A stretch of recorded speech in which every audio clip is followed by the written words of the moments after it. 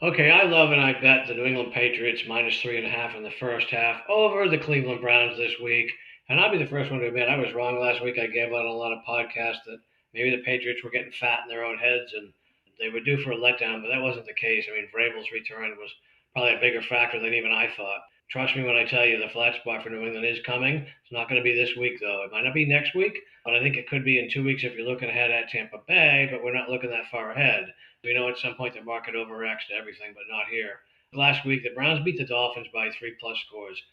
Well, in reality, they beat Tua by 3+ scores. I mean, the Browns only had 206 yards of offense, and in fairness, their defense they let the Dolphins convert one third down, and that's a problem for New England. I would admit that, but New England's a very different team than the one that lost to the Pete Carroll revenge game in Week 1 to the Raiders. And one thing we know about Vrabel, he was playing during the Patriots' glory years, if you will, under Belichick.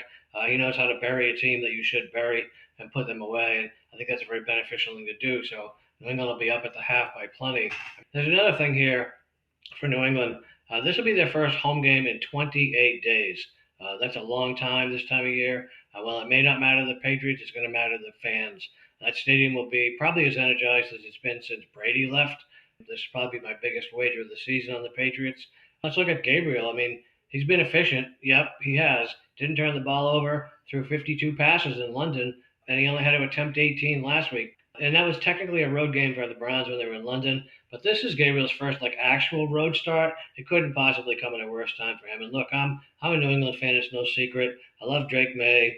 I was leery that maybe we were heaping too much praise on him, but all he's done since they lost that revenge game to Pete Carroll there in Week 1 is throw 11 touchdowns to one interception. So New England will take care of business in the first half over the Cleveland Browns minus 3.5 Patriots.